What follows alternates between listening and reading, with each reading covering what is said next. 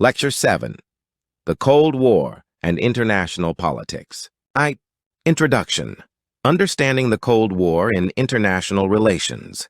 The Cold War represents one of the most defining periods in modern international relations. Spanning roughly from 1947 to 1991, it was a prolonged geopolitical, ideological, and strategic rivalry, primarily between the United States and the Soviet Union. Unlike traditional wars, the Cold War did not involve direct, large-scale military confrontation between the two superpowers instead. It was characterized by indirect conflict, ideological competition, military alliances, nuclear deterrence, and proxy wars. At its core, the Cold War was a struggle between two competing systems: liberal capitalism and democracy, represented by the United States, and socialism, communism, represented by the Soviet Union. This ideological divide shaped not only military strategies, but also political alignments, economic policies, and global institutions. Origins and major events of the Cold War. 1. Origins of the Cold War. The origins of the Cold War can be traced to the aftermath of World War II. Although the United States and the Soviet Union were allies against Nazi Germany, deep mistrust existed between them. Key causes include ideological conflict, capitalism versus communism, security dilemmas, mutual suspicion about military intentions, power vacuum in Europe, collapse of Germany created competition for influence, expansion of Soviet influence in Eastern Europe. The policy of containment, articulated by the United States, aimed to prevent the spread of communism globally. 2. The Berlin Crisis. One of the earliest confrontations was the Berlin Crisis, particularly the Berlin Blockade. The Soviet Union blocked Western access to West Berlin, attempting to force the Allies out. In response, the United States and its allies launched the Berlin Airlift, supplying the city by air. This crisis demonstrated the strategic importance of Berlin, the willingness of both sides to escalate tensions without direct war, the emergence of Germany as a central Cold War battleground. 3. The Cuban Missile Crisis. The most dangerous moment of the Cold War occurred during the Cuban Missile Crisis, when the Soviet Union deployed nuclear missiles in Cuba, just 90 miles from the United States. A direct confrontation emerged. The United States imposed a naval blockade, and for several days the world stood on the brink of nuclear war. Key outcomes: establishment of direct communication, hotline between Washington and Moscow, recognition of the dangers of nuclear escalation, beginning of arms control efforts. 4. Proxy wars and globalization of conflict. The Cold War extended beyond Europe through proxy wars.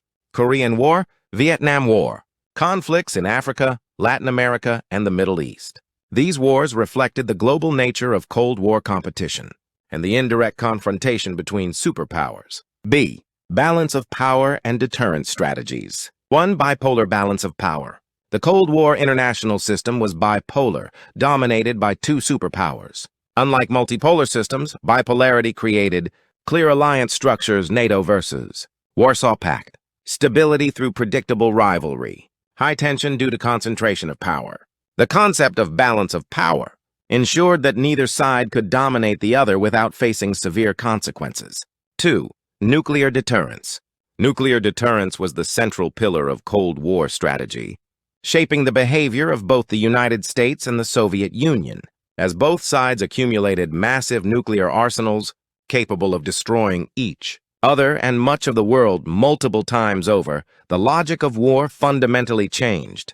Victory in a traditional sense became impossible. Instead, the primary objective was to prevent war altogether. This strategic environment gave rise to the doctrine of mutually assured destruction, MAD, which held that any nuclear attack by one side would inevitably trigger a devastating retaliatory strike by the other. Thus, initiating a nuclear war would guarantee the destruction of both the attacker and the defender. 3. Arms race and strategic competition. The arms race involved continuous accumulation of nuclear and conventional weapons. It included development of hydrogen bombs, space race Sputnik, anti-ballistic missile systems. Despite its dangers, the arms race paradoxically contributed to stability by reinforcing deterrence. 4. Deterrence versus détente. While deterrence dominated early Cold War strategy, The 1970s saw a shift toward détente, a relaxation of tensions. Key developments: strategic arms limitation talks, SALT, increased diplomatic engagement, recognition of mutual vulnerability. C. The end of the Cold War and shifts in the international order. 1. Internal weakness of the Soviet Union. The end of the Cold War was driven largely by internal structural weaknesses within the Soviet Union.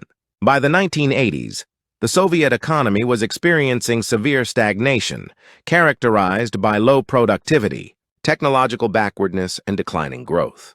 The centrally planned economic system proved increasingly inefficient, as rigid state control suppressed innovation and failed to respond to consumer needs. At the same time, political rigidity within the Communist Party limited reform and adaptability. The highly centralized and authoritarian system struggled to address growing social and economic challenges, leading to widespread dissatisfaction. In response, Mikhail Gorbachev introduced reforms such as glasnost openness and perestroika restructuring. While intended to revitalize the system, these policies weakened state control, encouraged public criticism, and exposed systemic flaws. Rather than stabilizing the Soviet Union, they accelerated its disintegration, ultimately contributing to the collapse of the Cold War order. 2. Collapse of Eastern European communism. By the late 1980s, communist regimes across Eastern Europe began to unravel under the pressure of economic decline, political dissatisfaction, and growing demands for reform. Countries such as Poland, Hungary, and Czechoslovakia witnessed mass protests and movements calling for democratization and greater political freedom. The decisive and symbolic turning point was the fall of the Berlin Wall. This event not only marked the physical dismantling of the barrier that had divided East and West Berlin since 1961, but also represented the broader collapse of communist authority in the region. The fall of the wall signified several fundamental transformations. First, it marked the end of the division of Europe into opposing ideological blocs. Second, it revealed the failure of Soviet control over its satellite states, as Moscow chose not to intervene militarily. Third, it symbolized the collapse of ideological barriers between communism and liberal democracy. Ultimately, this wave of change paved the way for the reunification of Germany and accelerated the end of the Cold War. 3. Dissolution of the Soviet Union. In 1991, the dissolution of the Soviet Union officially brought an end to the Cold War and transformed the structure of international politics. The Soviet Union fragmented into multiple independent republics, marking the definitive collapse of one of the two superpowers that had defined the bipolar world order. This event signified the end of bipolarity as the long-standing rivalry between the United States and the Soviet Union ceased to exist. In its place, the United States emerged as the dominant global power, ushering in what is often described as a unipolar international system. The post-Cold War order was characterized by the expansion of liberal democracy, market-oriented economic reforms, and increased globalization.